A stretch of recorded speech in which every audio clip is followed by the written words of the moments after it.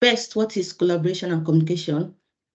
Of course, that's what we've been talking about, working cohesively. English is not my first language. Exchanging ideas and conveying information effectiveness. They help ensure that final product not only meets user needs, but also aligns with business goals and constraints. I remember Goodness mentioned it where whenever you want to do something, you don't just design. Just one thing that makes Goodness stand out is she does not just design. Her design goes with the vision and mission of the client. You can imagine that they've asked you to design a website for a company.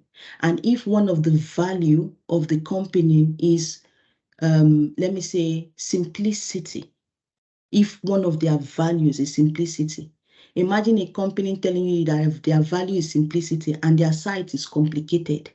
So when you're doing your design, there are ways that you can also integrate the company vision, their mission into your own design, right? So this is very important. And the only way you can be able to excel is when you do collaboration and communication, when you collaborate and communicate with your clients, with the development team, and everybody is talking together.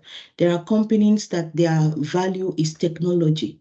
If you're going to be designing for a company that is talking about technology, trust me, you want to add some extra functionalities to whatever their design is, right? If you're going to be working with a company that is a conglomerate, there is no way you want to do one page and stock everything. The landing page should be something that introduces maybe a button or a tree or something that will allow you to go, maybe if they're into fashion, into real estate, into this, their landing page is something that it will allow you to choose the branch, right? So whatever their values, whatever their services is, whatever their goals are, these are the things you put into your design, and if you don't communicate with them, you won't know. So of course, why we need it is that it facilitates effective teamwork, alignment, and successful execution of design project.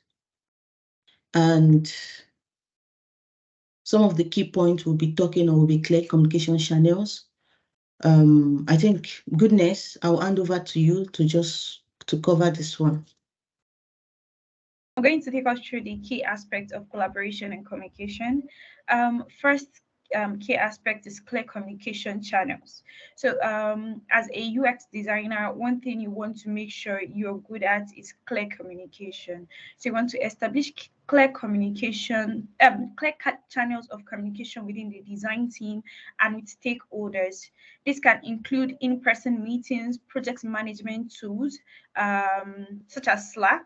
Most companies use Slack or what's the name of this other tool again? Let me check. Jira. No. ClickUp. Yes, ClickUp. Okay, ClickUp. Most companies use ClickUp as well as a product management tool. Instant messaging platforms such as Slack. Yeah, you can use email or video conference, just like the one we're using now. Choose channels that allows for effective efficient and timely communications. So as a UX designer, one thing you want to establish is clear communication with your design teams and stakeholders. Firstly, you want to understand the problem that the company is trying to solve, right? Once you understand the problem they're trying to solve and you're able to establish these clear communications with stakeholders, you want to make sure that in your design team, you're communicating very well as well, so that you're able to understand each person's task in the design team. You're able to communicate, share screen to design, and everybody is basically on the same page, right? Another point is cross-functional collaboration. UX design often involve collaboration with other disciplines such as development, marketing, product management, and business stakeholders. Foster a collaborative environment where different teams can work together to align goals, share insights, and contribute to the design progress. So one thing that makes for a successful product is not only the UX design, right? So it involves every member of the team, which involves the developer, the marketing team, product manager, and everybody. So you want to make sure that you're collaborating with each one, every member of every other team very well, so that everybody is on the same page, right? So that marketing team and customer care service team are not promising the user something else, while the design team is designing something else, the marketing team is advertising something else. Everybody's just doing what they like on the project, right? So you want to make sure that you are collaborating with every member of every other team to establish clear communication on the project and what is to be done, what you're doing, where you're at, right? So that everybody is on the same page, basically. Design workshops and brainstorming. Conduct design workshops and brainstorming session to encourage creative thinking. So this might not necessarily be on you. It depends on like the kind of company you're working with, right? So mostly you have like brainstorm sessions just to understand the project better and where everybody is at on the team, right? This foster growth in the company and as well as the project. So yeah, you want to make sure that you're attending these brainstorming sessions and workshop. Design review and feedback. Regularly review and provide feedbacks on design work within the team. Encourage constructive feedback and helps improve the design and aligns with the project goals. Create a culture where team members feel comfortable sharing their thoughts and suggestions, right? Okay, so most times when our designs are being criticized, we mostly take it personal, right? There's this saying, separate your feelings and emotions from your design. It's going to help you in your design journey, because at the end of the day, sometimes you design something and the stakeholders are like, no, we don't like this and all. So you might sometimes feel like they are saying they don't like your work, but no, they don't like the design, right? Everybody is on the team is working towards a specific goal, which is the success of the project. So when they're saying, oh, okay, we don't like this, maybe we should do this, maybe we should do that, make sure you're taking the reviews constructively, not getting upset like, oh, they don't like my designs and all like that. Yeah, so you want to make sure that you're taking the criticism as a way to improve the product, right? And if you feel like, oh, okay, you're not seeing it the way I'm seeing it, you can easily explain yourself, take them through the design while you made each design decision, so that they would understand you. So where are we? Design reviews and feedback. Regularly review and we've talked about that as well. Make sure that you're not taking the criticism on your design as a bad criticism. Make sure you're open to design feedbacks, and you're taking them constructively. That would help improve the project and help everybody on the team.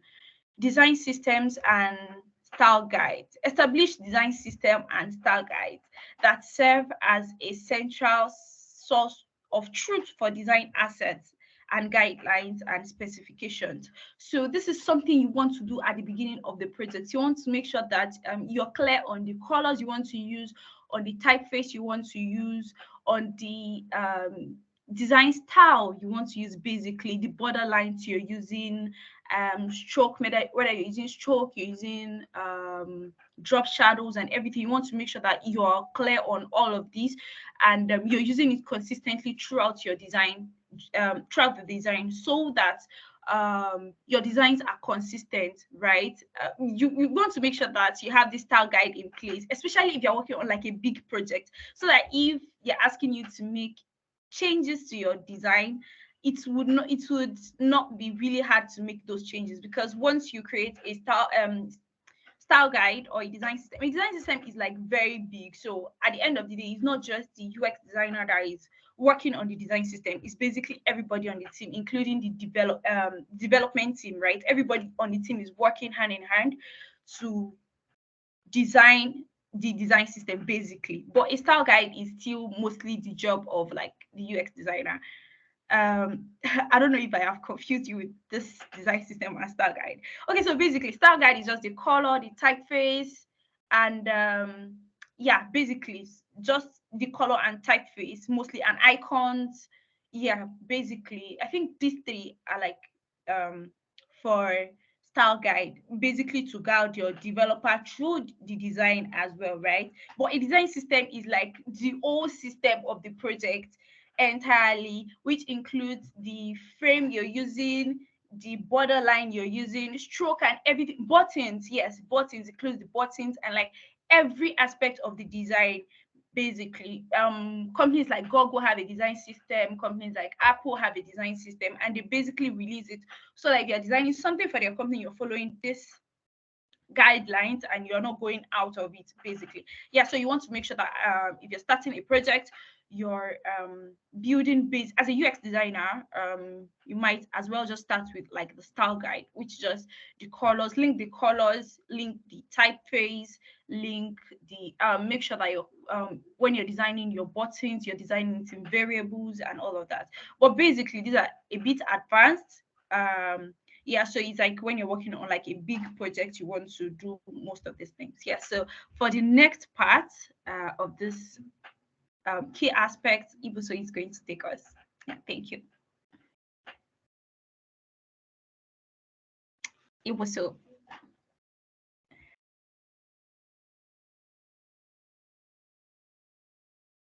Yeah, thank you so much, Goodness. Yeah, so yeah, back to the next. So we also have version control and file management. And that has to do with whatever tool or whatever designs you've made, like some of these designs we're talking about. If you were being Sorry, Biso. yeah. I think David's hand is up. I don't know whether I Oh, wanted okay, to ask a okay. question to Goodness. Yeah. Okay, David. Yeah. All right, thank you so much. Please, I'm sorry for interrupting, but my power is going down. I want to ask a question regarding Goodness this session. I don't know if I should go on. Yes, please. Okay. Yeah. So she talked about design systems right now. I want to ask, how is it possible you're working on a new project and you have to make do with, you have to create a design system and style guides. Now, how will you know, because you are creating colors, typography, sizes, and all that. So how, because you're not done with the project, as a matter of fact, you've not started. So how will you know, okay, the color I can agree based on a graphic artist angle now, but how will you know the elements you are using in the design, like typography? How will you know the size? How will you know, like, how will you preset all those things before actually moving into the design?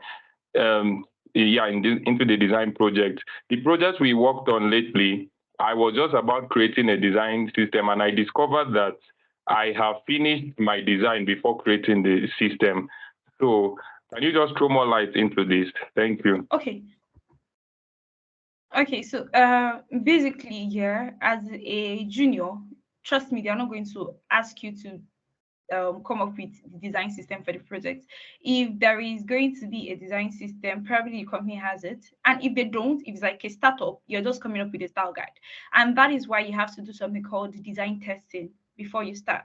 So you're testing the you're testing the body size, you're testing basically most of these things to see the one that is going to work for the project.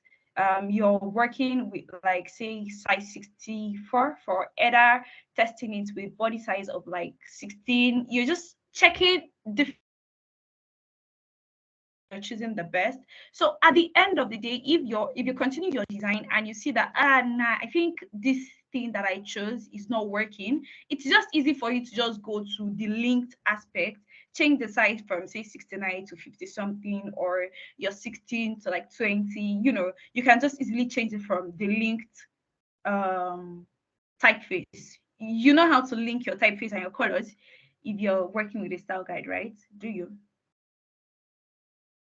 Yeah. Yes, I do, ma'am. Oh yes. So it's easy for you to just change it from there if while you're working on your project you discover, oh no, this size is not working. You know, it's going to be, if you're changing it from there, it's going to change across all your screens. You're not going from screen to edit each size, right? And you can easily change like your typeface from there as well. It's just change it from there and it changes across all the screens. But you want to make sure that you're linking, if you're working on a very big project, trust me, you want to make sure that you've linked it before you start working. Because I think the last project I worked on with my company, we have like close to 100 screens, and they might just come and just say, no, let's not use this size again, let's change it to a smaller size. And you can't keep going from one screen to another, changing the size from to them it's a little change, right? It's just change from say 16 to 20. But for me, it means going from one screen to another, changing the size, changing the distance from each of them and all like that, right? But if you have linked it from the beginning of the project, it's just easy for you to just go there and just change it to 16 and it changes across all the screens, right? Wow, thank you so much. I'm very good now. Thank you. Yeah, oh yeah. Good. All right. So continuing, we're talking about version control systems and file management. So at this point, there's something called version control, and it has to do with, supposing you start a design, like you have some logos, you have some documentations, you have some design files, because the asset you use in your design, of course, we already have them in a folder or already imported on your design. Now, if you're moving from stages to stages, you have to keep a record of each of the files. So if you're working with things like Git and maybe Bitbucket, you discover that maybe the designs or what you guys were working on, you can keep a version of it, keep a second version of it. And if your company or your client says that no, they prefer the first version, you can always go back to the first version of whatever you're doing, because there are scenarios. Remember that when you finish your work, your design work, even on SD Figma, you can actually save it as a file, as a local file. So it is very important for you to know. For now, you might not really dive into it, especially for us that are coming into design newly, but just have it in mind that there is something called version control. And it means that you have different versions of your design components and files and assets and everything. So you can always switch from version A to version 1 to version 2. If you're working with a team, and supposing I'm working with David and then with Victoria, and I just come into the system and change something, I need to clearly define what I did, what I updated, and also keep a version of it. In case the entire team is not okay with what I did, we can go back to the previous version, right? So if you're going to be working with files that you export and have it like individually, maybe you've exported your work, we should always have different versions of it. So that's very important.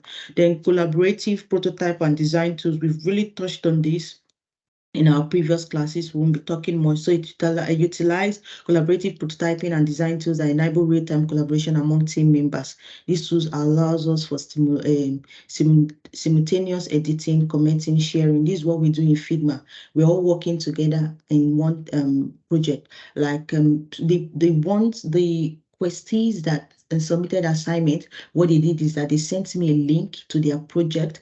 I can get into their project and I can see, although not everyone gave me a edit right, I'm sure they don't trust me that much. But if they trust me, they would have given me a edit right. Then I can look at their design and then I'll touch one or two things, right? And they're going to see it live. And the beautiful part about Figma is that if you share your work with me, as I'm moving my mouse to do anything, you're going to see my head moving on your design, right? So that is real life. So we're not just talking. As we're talking, I'm touching something, I'm touching the menu. Victoria is seeing what I'm doing, she's seeing what I'm doing, and David is also seeing what I'm doing. So this kind of things is actually going to promote collaboration and communication. We also have user testing and feedback. We've been saying user testing and feedback. If you don't know anything, in this entire program. I'm sure if they ask you if you sleep and you just woke up and they ask you what is user testing, I'm sure that everyone will be able to talk about user testing. It's just that not everyone is able to speak, right? But I know you all know user testing and feedback. It's about testing what we've done. If you've designed a website, you want to see how it looks. You want to ask your friends, you want to ask clients to see what like. You're trying to see how it's responsive. You're trying to see if you're designing something for a desktop or for a, let me say, web version, you want to see the space between the left margin that you've kept and the right margin, right? If you're designing for an iPad, you want to see the space of how the menu is, how the logo is. The truth is that the size of logo you even use for your web version is not the same or should not be the same with what you use for your tab version, right? For your phone version is also not the same. So you want to test it. On web version, it could be good. On a tablet, it could be good, but on phone is not good. This is where you start testing again. You get feedback from people that are testing this stuff with you. And then we have documentation and design and off. So this is where there's actually a difference, right? Because when you're actually handing off your design, when you're done with all the design, we're done with everything we're doing, you really want to hand off all that you've done. And in this, you don't just design and just tell me that you're done with the work, right? By the grace of God, we'll be working on real life projects with some of us in this group. And you can't just, if you do something, if you're giving a task to do a particular page, I need to know what you've done. The design lead needs to know what you've done to your design. So you need to tell us the kind of what's the name?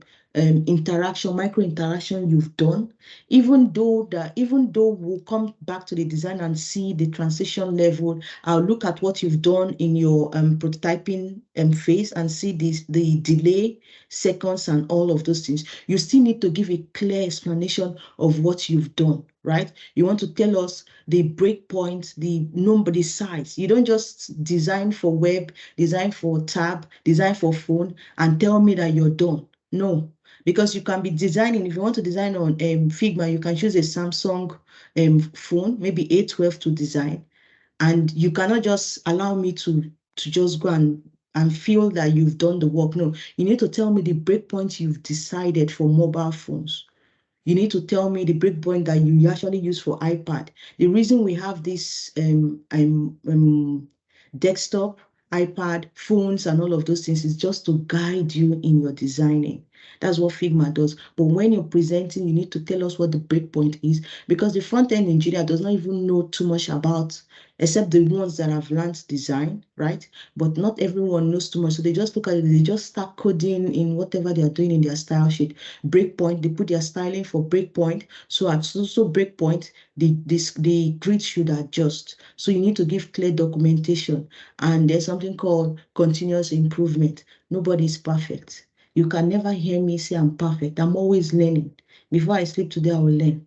So always make sure that you're keeping up with the current trend, what is in vogue now. Nowadays, buttons do a lot of stuff. Some buttons will hide. Once you're putting your password, you don't need to even put, so if you're working with an app that has to do with OTP, like those, you know what OTP is when you want to get into your app, there is this one-time password that is being sent to your phone, or you want to use PayPal. You don't want a situation where immediately you finish putting your code, you want to press enter. Before you are, after putting your code, you need to press a button, enter. But if you're designing, you don't need to even put that button anymore. You just need to put maybe an icon, one for good, one for bad. So if the OTP is correct, the good should go. 2 seconds delay to the entering screen. These are things you need to keep up with the latest trend. I don't know what will happen tomorrow. When I was working with Figma, I didn't know that in smart card, you can now scan. Like I don't know if in that other parts, if you put scan, like you just snap your card and you make payment, right? So I don't know if that's what you, but that I'm exposed to such now. You can use your camera, just snap your card and you've made your payment. Or you can use your phone, you tap some payment system and you've paid. like your phone, right? So now if you're, and I'm sure it's because we have things called Google Pay and Apple Pay. So those integrations are now working with bank. So if you're designing app now, you should start integrating those type of screen. Don't just do an app that deals with putting your card number, putting this. You should also, in your design, you should put something that looks like an icon. It means that if user clicks there, the camera should be able to come up, and that will allow them to scan their card. So these are upcoming features that are there. There are also designs now that you do. Try to do something that has to do with AR or VR kind of virtual reality system. So don't just sit with the olden days bank app that people are using. If you want to design something for your portfolio now, if you join, by the time we go into how to learn and get advanced, you'll be exposed to what we do. We don't just sit and design skill does not just come to the head. It's not like that, right? You have to look at what people are designing and also learn and try to follow up. So regularly reflect on collaboration and communication process and seek opportunities for improvement. This bootcamp is one of the kind of programs you should indulge in for your improvement, right? So these are the things that we should always put in mind. And the next one will be knowledge of technology. I'll quickly rush this. So for technology, knowledge of technology is you need to know these tools.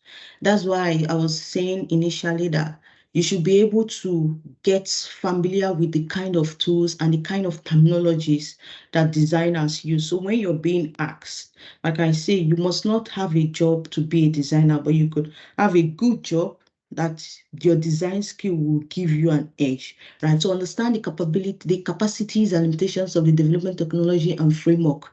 If someone asks if you're using Figma and a company asks you, we want you to do a prototype and we want to make sure that this prototype can be able we want to see how it will happen if someone puts a real password or wrong password.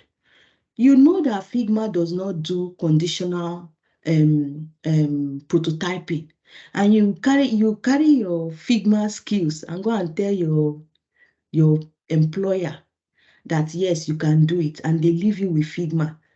You will suffer, you will sweat. But instead of wasting your time on Figma, you have these Figma skills. You can use other stuff like, is it Proto IO or so? You can use one of those apps or is it InVision or some of those ones that allows you to do conditional designing. So this is the kind of thing that you need to know what your Figma can do.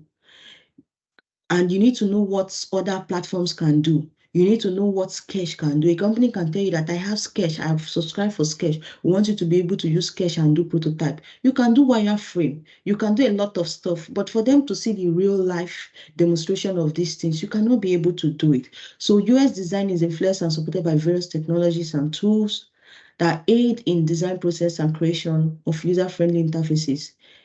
I'm going to show you some of the tools.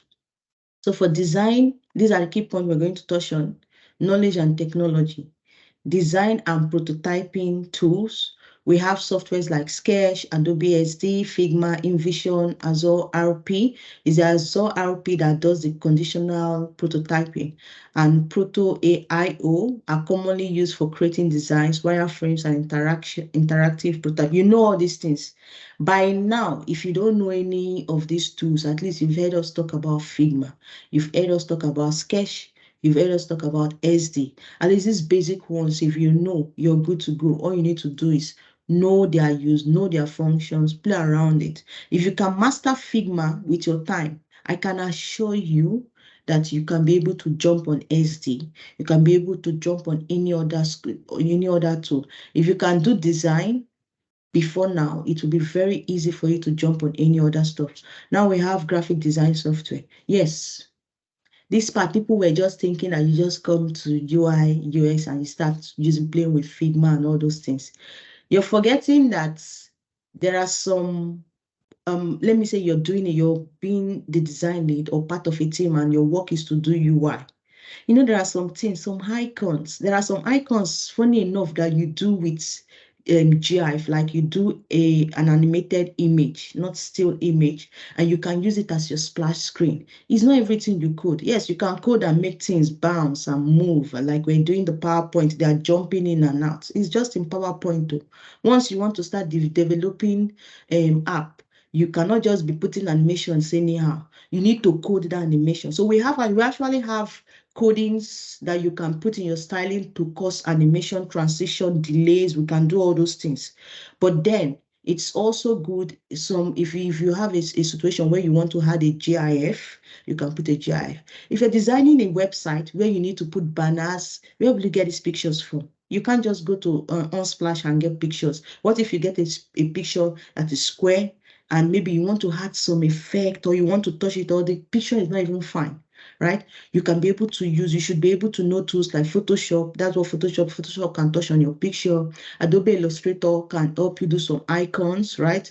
So you can also create icons, illustration, refining and visual aspect of the interface. If you're going to do, let me leave UI and UX now. If you're going to be doing PowerPoint presentations, document presentations, proposals, and all of those things, there are a lot of things you need to import, right? You need to bring in company logo. Sometimes you want to do a faded background, and faded background is something you want to work on. You design on it. The question page that we saw on our slide, the question page, I didn't really do the design from anywhere. I did the design right on PowerPoint. It means I had to look for the picture on Unsplash. I had to adjust it and make it to be sharp. I put it there, then I put another image on it, and I made it like purple, made it transparent a little, and every component, I designed it here. Why? Because of the little knowledge I have on designing. So whatever you're doing presentation-wise, you should use design, and so that you will be at the edge. So the next thing is front-end development tools. It's very important. I had to breathe to tell you this one because it looks heavy, but it's very important for you to have an idea of what this front-end development technology is. So the technology for front-end, why am I having this image on front-end technology? I'm so sorry. I think it should switch. That's not the image. But actually for front-end development technology is whatever you're designing. The idea of you to design is not to design it and leave it in your system. You're actually designing it for developers to be front-end developers to be able to convert your design and make it a real-life mobile app or website. But it's not like it's a must, but I think it will be very beautiful if you can interact with your developer and you're using the same terminologies they are using. Imagine that Lillian designs something and she's talking to me about make sure that the styling for the iPad sets the breakpoint level to be 680px.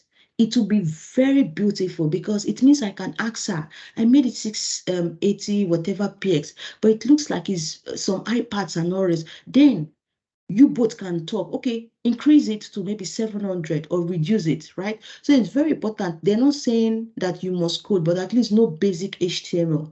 HTML is something that I can assure you can learn in 1 week. It cannot be more than 1 week to understand, at least understand what HTML is, right? Understand CSS style sheet. Now we have even a lot of framework that helps us to do the styling more effectively, but just have an idea.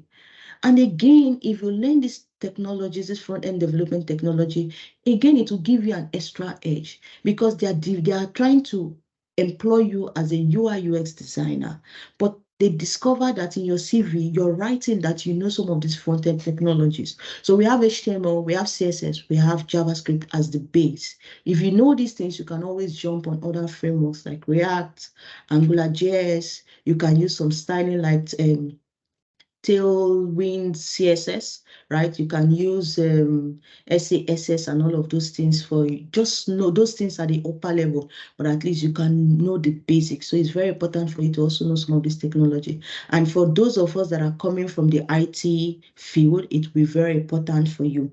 You already know this stuff. You're learning design. You're presenting yourself as a UI UX designer, or you're presenting yourself as a low-code, no-code developer, and then you already have the design skills and also have these front-end skills, you're good to go. Like you're good to go.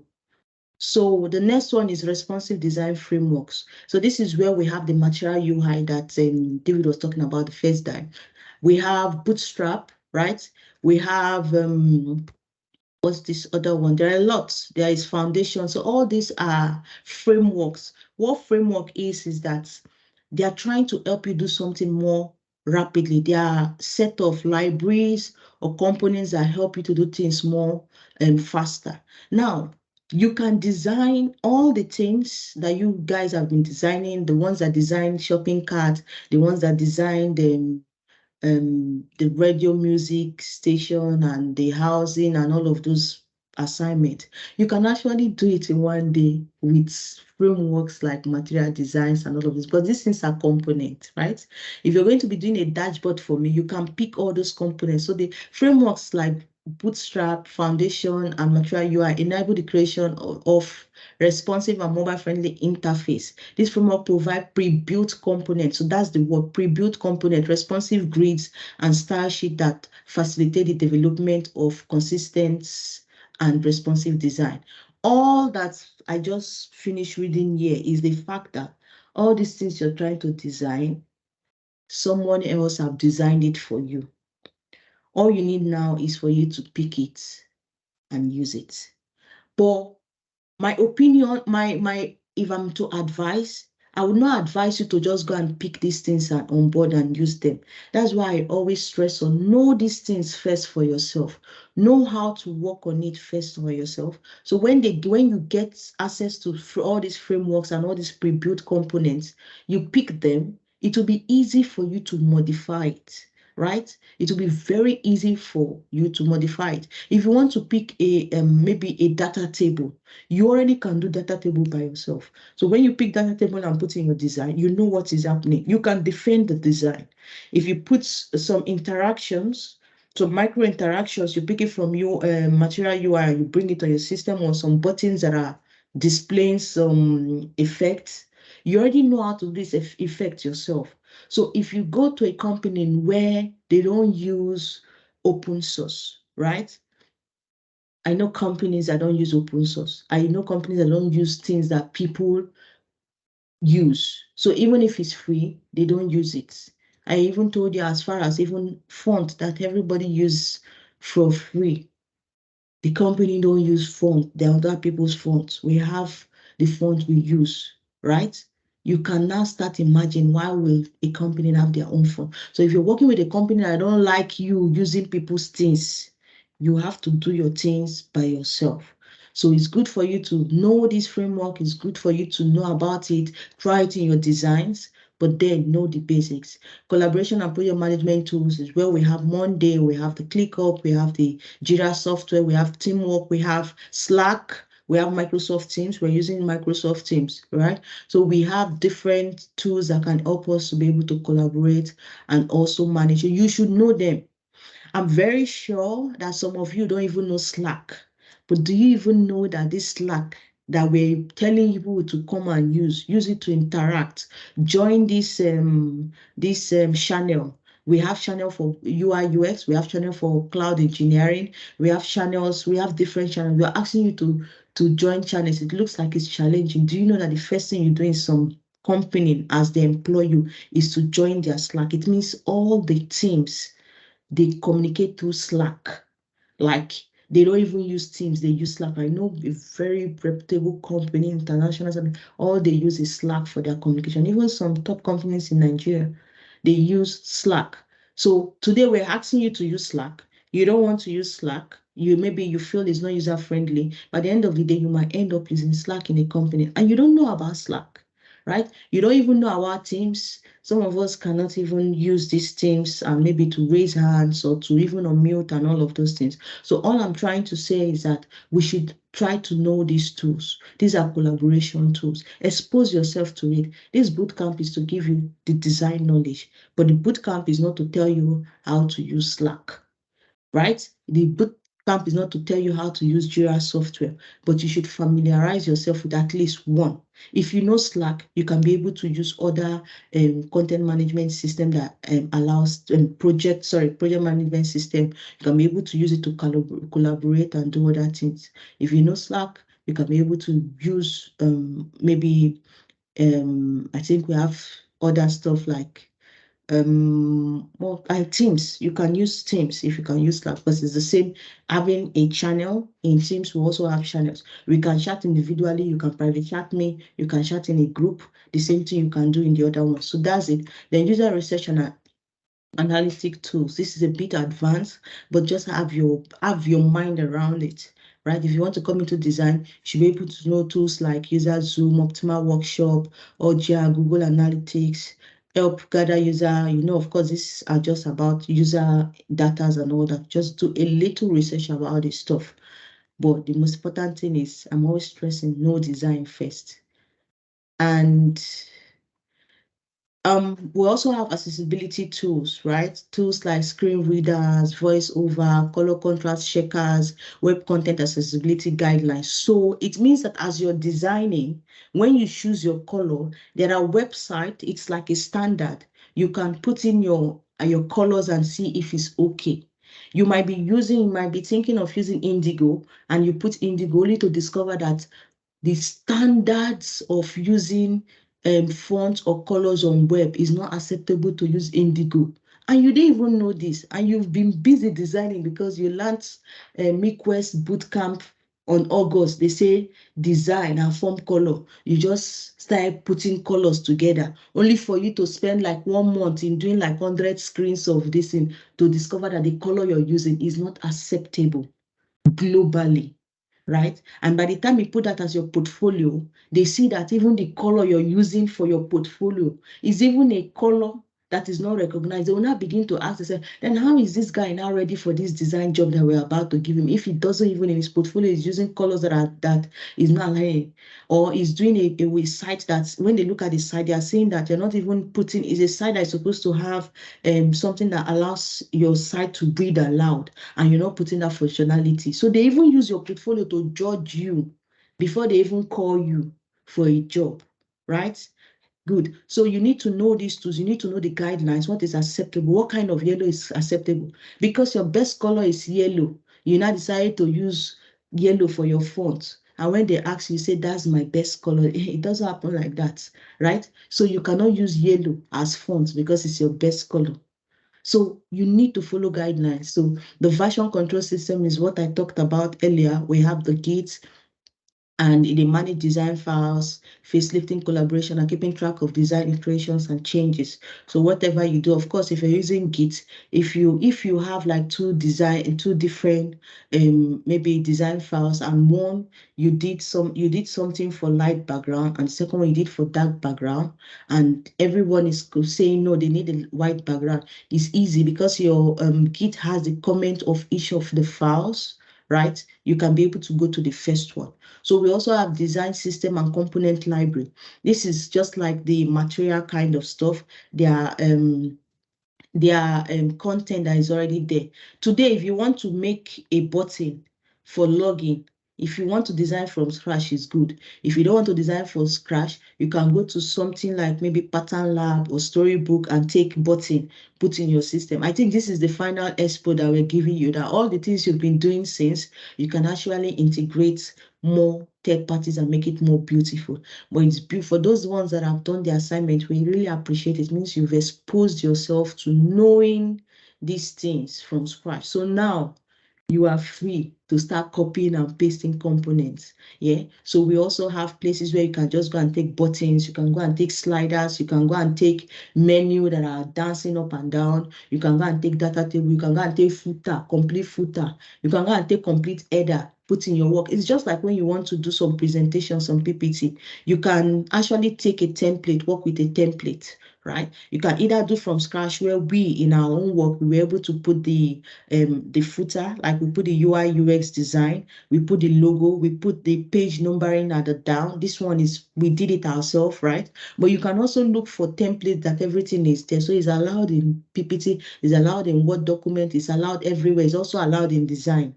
It's also allowed in development, because there are places you go and take source code, right? You copy the source code, you've done your own mobile application, is allowed. The question is that can you be able to defend this? What if there is maybe a bug somewhere? Can you be able to rectify the bugs, right? So that, and then emerging technologies like virtual reality, augmented reality, voice interface, conversational user interface offer exciting opportunities for UX designers to explore new design. So of course, these are emerging technologies, and I think now you can use AI to also draft some kind of design. So these are little things that you can expose yourself to. It looks like it's a discussion class, but it's actually discussion, advice, and also practical, because as we're telling you these things, you need to implement, right? You need to implement these things. So the next is continuous learning, and I'm going to bring goodness as to cover this particular class. Should be able to tell us more and better about continuous learning. Okay, so I'm going to talk on continuous learning. You can see my screen here. Can you see my screen? Yes, I can't hear see. anybody. Okay. Yes. Okay, the field of UX is continuously evolving, keeping up with the latest design trends, emerging technology, and industry best practice is essential, and is essential to create user-centric design. Continuous learning is crucial for UI UX designers to stay up to date with the latest trend, technology, and best practices in the field. It helps designers enhance their skill, expand their knowledge, and deliver exceptional user experiences. Here are some key aspects of continuous learning in UI UX design. I believe Ibuso has spoken a lot about continuous learning as well. So you want to keep learning every time because things change, right? Technologies change.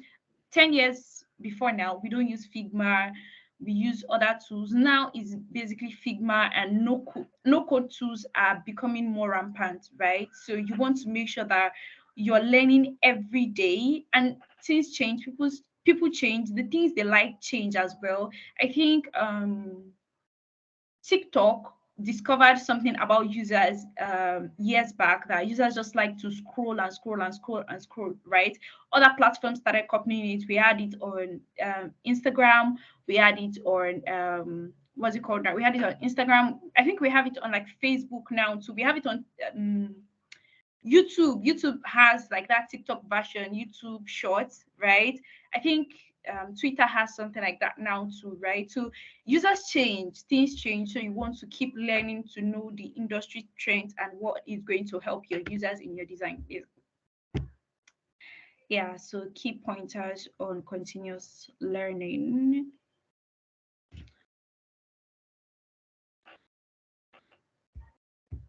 And my slide is not showing the content.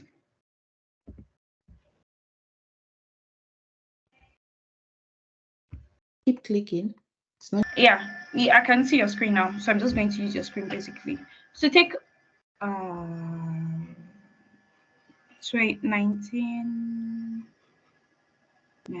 yes. Stay up to date with industry trends. As I've earlier said, follow industry blogs, websites, and publications to stay informed about the latest trend, emerging technologies and design patterns in the UI UX field.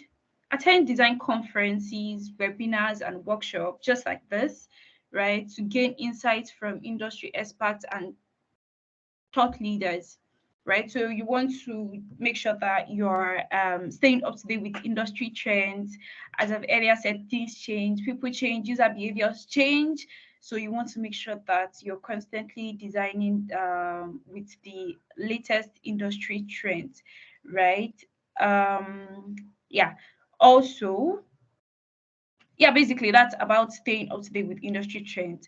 Engage in online communities. This is very important. Make sure that you are in a community where you're constantly learning. That's very important because truth be told, sometimes you get lazy, you don't feel like designing, you have questions. You want to be in a community where you can easily ask questions, where you are being encouraged to design and all of that, right? So that's the importance of joining online communities. Learn from case studies and design examples. So to get better with your designs, you can check case studies on platforms like Behance. personally, I use Behance, I use Dribble, I use Google as well. I use Google. I just search for stuff on Google, like UI design for maybe a SaaS platform, an e-commerce platform, and all that. And it brings screens. So I use Google. Basically, people don't use it, but I use it. I use Google. I just search and it brings screens, basically directing me to other platforms like Behance and Dribble, right? So I use Behance as well. I use Dribble as well. So yeah, you can use any of these platforms. And if you want to use, if you're looking for like UI designs for inspiration, not necessarily inspiration. So there is this platform, Mobbin, Mobbin. They have UIs for existing platforms, right? Platforms like Uber Eats, what other a lot of platforms are on that website, right? The UI of those platforms, existing platforms, right? So this is not just people. This is not like Behance or Dribble that is just frictional designs. These are like live designs. So you can go on there and check UI designs and replicate them basically, right? So it's going to help your design skills and yeah, it's going to help you basically. You can check case studies on Behance as well. So Behance is very good if you're looking for like case studies to check. Moving for mobile app UI designs. If you're looking for like just dashboards and basically nothing too serious, you're just looking for inspiration for website and all, Dribble is very good for that as well. And you can use Google just like me. Please, next screen. So, okay. Take online courses and tutorials. Yeah, you want to make sure that you're taking online courses. You can check platforms like Udemy, Coursera, LinkedIn. Yes, I use LinkedIn a lot. Basically, people drop articles on LinkedIn, and you can also use Medium. People drop articles on Medium as well. So you can use Medium. You can use LinkedIn if you're looking to read articles on like UX design. But if you want to take courses, you can use platforms like Udemy or Coursera. You can take courses on like typography. You know, you can take courses on typography. You can take courses on color. You can take courses on visual hierarchy and all of that. Most of these, I think Udemy and Coursera are paid. If you're looking for something that is not paid, you can use YouTube. I use YouTube a lot. I learn a lot using YouTube, so you can take advantage of YouTube as well. Participate in design challenges and competition. Yeah, I remember one particular case study on my Behance was through me participating in an online challenge, and I did exceptionally well. I did not win the money, right? But then it pushed me to do the extra, right? Because I wanted to win the money. So I went the extra mile. So yeah, you want to, even if you don't win the money, you can put it on your portfolio. So it's a win-win at the end of the day. Yeah, so participate in design challenges and competition, receive feedback from design communities. I don't know, platforms like Adobe Creative Jam and Design Challenge provide opportunities to display your work and learn from them. Also, you can check daily UI challenge on YouTube. Yes, I mostly recommend that for beginners as well. So daily UI challenge is basically you just dropping UI designs like every day. Is going to help like your design skill. You want to make sure that you're consistent, right? So that kind of channel can help you. It's not just going to show you the UI design, it's going to put you through how to design it. So that's going to be very helpful for you as well. Build a design portfolio. Oh my God, my light. Okay, so I'm going to turn off my camera right now. Build design portfolio. Continuously update and refine your design portfolio. Even me, I still design case study. I still post on my portfolio. I think the last one I posted was like, is it last week or 2 weeks ago? So you want to make sure there is no, you never get to a place where you're done. Like you're done with your portfolio. You're never done with your portfolio. You keep improving it every time. You keep updating it with new designs because there are constantly design trends and things for you to improve on, right? What you know last month is not what you know now, right? So you want to make sure that you are constantly updating your design portfolio. You can use Behance for your design portfolio. I use Behance. I'm just right now personally, I'm just designing my portfolio website. I've been trying to design my portfolio website for the longest time. But for a design, I feel it's really hard because you just feel like it's not good enough at like every point. It just seems like, oh, it's not good enough. I want to retract on it and everything. But this time I'm like, yeah, I'm going to design my portfolio website. But as a beginner, you can use Behance, you can use Dribble, right? Either one that works for you. You don't have to stress yourself with a personal website. But so you can use either of those two to build your design portfolio. What does your design portfolio really mean? It just means a place where you can give a link to for people to see your works, right? So you're done designing, just post it on Behance, post it on Dribble. When a client asks you for your portfolio, just send them a link to your Behance portfolio. Basically, that's all. There, Ibuso, please, next slide. Ibuso, are you there? Okay, experiment and explore new tools. Stay open to exploring modern design tools and software. Just as I've told you earlier, a design tool like Figma, we didn't have it like 10 years ago, right? People were not using it 10 years ago, but now it's like the collaborative tool that most companies are looking for people to have. We have Adobe XD as well. I don't use it personally, but Ibuso uses it, so she can talk about that later. But yeah, you want to experiment with different prototyping tools as well, design plugins and emerging technologies to expand your skill set and discover more efficient ways of working, right? You don't want to stick to, oh, it's only Figma that I know, that's the tool that the company has to stick with. No, you want to make sure that you are improving yourself every time, seeking new tools and knowing a lot of things. But don't get distracted by looking for new tools that you are not improving your design thinking process, right? Tools are tools at the end of the day, but you want to make sure that what you know in design, like you can use the same thing, the same UI. I can use Figma to design. Ibuso can use Adobe XD to design the same UI, right? What differentiates us is the knowledge that we both have, right, in design, and how users are able to easily go from one screen to another on our design, right? So you want to make sure that you're well grounded in the foundation of design, right? Design fundamentals before you start seeking new tools and all of that. Yeah, so make sure that you're well grounded in design fundamentals and foundation of design. Learn prototyping, learn visual hierarchy, learn user experience, how user interacts with products. Learn all of these. At the end of the day, you can use any tool or any software to design. Yeah, seek feedback and learn from users. This is very important, right? So you don't only have to learn from designers, right? I think I saw a trend recently that they were saying that designers design for designers, right? So you want to make sure that you're designing for users. You can easily learn from them. Your friends, you're done designing, just tell them, come and check this. What do you think? If you want to buy something on this screen, where do you think you should go to? You would be able to easily learn from somebody that is not a designer, right? Especially when it comes to user experience. So you can learn from users, collaborate with others. This is very important. Collaborate with other designers, developers, and all of that before you start working with a company. Basically, you want to be, even from here, you guys can talk on like the Slack channel and decide to collaborate to design a particular platform. I don't think we have developers on the Slack channel yet, but soon we should, right? So you can design something, collaborate with the developer to develop it, make it live, and yeah, it's on your portfolio.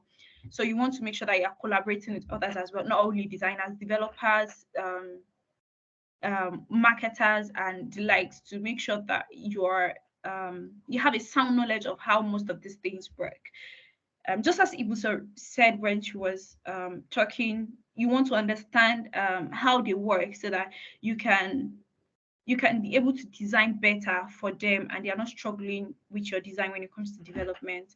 Reflect and iterate on your work. Reflect on your design process, project, and outcomes.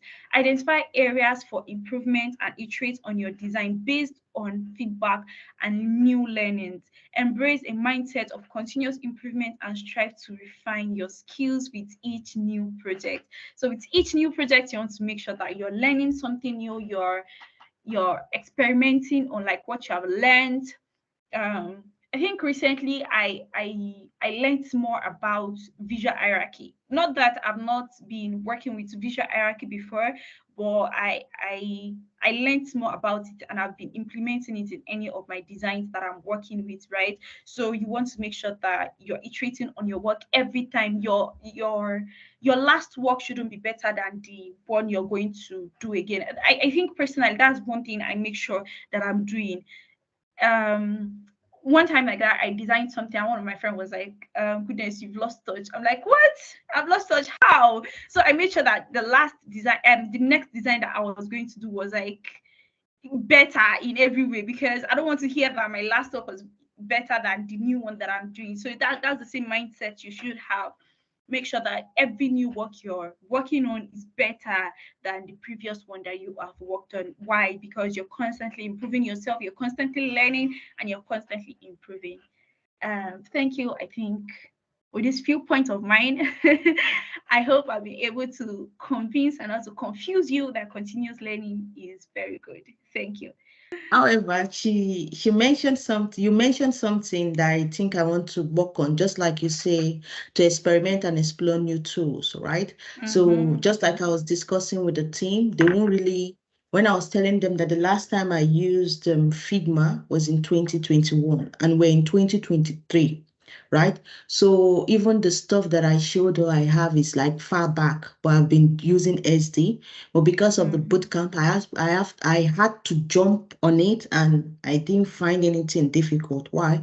Because the same experience I got first from Figma, I used it in SD. I was able to go back on Figma.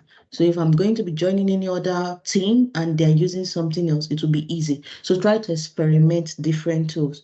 Even for your designing tools, I normally was like more of master of CorelDRAW because that's what we were using in the location I was. But when I changed the location, they barely didn't even know CorelDRAW. I had to jump into using Illustrator and using Photoshop and InDesign and all that. So once you have the knowledge of design, you can use anything. Be the perfect, but I know that I can design anything. Why? Because I didn't plan to know how to design stuff. I just want the mindset of when things are like, just give some space to some things, know when to put animations and all that. So that's why, that's the real vision behind programs like this, is for us to teach you design, not to teach you how to design, but to teach you how to think to be a good designer. So in whatever situation you're being faced with, you can be able to implement design. So our project that we'll be facing next will not be just UI UX. I would like to see what you can do outside UI UX as well as UI UX as well. So let's not forget, today's summary is effective collaboration and communication are essential for successful UI UX design project. By fostering a collaborative environment, utilizing the right tools, and maintaining clear channels of communication, teams can work together efficiently, align on goals, and deliver exceptional user experiences. Like I say, UI UX design is not a job that you need to travel to a location. If you're good, you're good. So also know that design knowledge is continuously evolving, and designers should stay updated on latest technology, tools, and industry trends to enhance their skills and deliver cutting-edge designs. By embracing continuous learning, UI UX designer can stay at the forefront of the industry, improve their crafts, and deliver exceptional user experiences that meet the evolving needs of others. If you have this in mind, you'll be a winner forever in design. MeQuest.